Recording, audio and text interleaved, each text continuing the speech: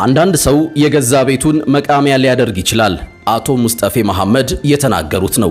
ቢቢሲ ለሶማሌ ክልል ፕሬዝዳንት ሙስጠፌ መሐመድ የፌስቡክ ገጾ ላይ ሰዎች ኮሜንት መስጠት እንዳይችሉ ገድበዋል ለምንድን ነው ሲል ጠየቋቸው። እሳቸውም አልገደብኩም፣ ሰዎች ኮሜንት መስጠት ይችላሉ። የፌስቡክ ገጼ እንደራሴ ቤት ነው። አንተም ገብተ የጻፍኩትን ነገር ማየት ትችላለህ። ሐሳብን መስጠት የምትፈልግ ከሆነ ሼር አድርገ ፕሬዝዳንቱ የጻፈው ነገር ትክክል አይደለም ማለት ትችላለህ። እኔ ምለው ሼር አድርጋችሁ እዛ ላይ ሐሳባችሁን ጻፉ ነው። እነሱ የሚሉት እምቢ እይታችንን የምንጽፈው ባንተው ፌስቡክ ላይ ነው የሚል ነው።